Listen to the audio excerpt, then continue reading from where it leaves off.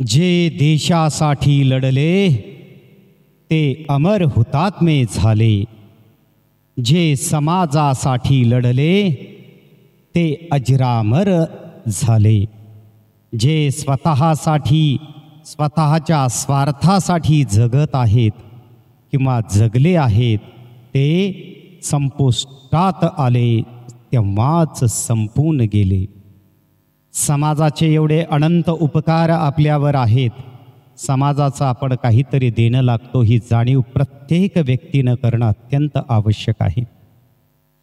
आपल्या समाजातील जे मागं राहिलेले लोक आहेत त्यांना आपल्या सहवासात आपल्या सोबतीला घेऊन आपल्याबरोबर त्यांची सुद्धा प्रगती व्हावी हा प्रामाणिक हेतू उद्देश प्रत्येक पुढे गेलेल्या व्यक्तींच्या मनामध्ये असणं अत्यंत आवश्यक आहे. म्हणून जेवढं शक्य होईल तेवढं दुसऱ्यांच्या चेहऱ्यावर हसू आणि आनंद आणण्याचा प्रयत्न करा. कधीच आपणाला आयुष्यामध्ये काही सुद्धा कमी पडणार नाही.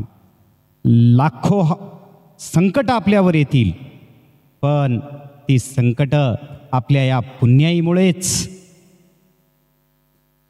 आलेली संकट आपोआप निघून जातील ही जाणीव प्रत्येकाने ठेवणं अत्यंत आवश्यक आहे. म्हणूनच समाजासाठी जगा असं म्हटलं जातं.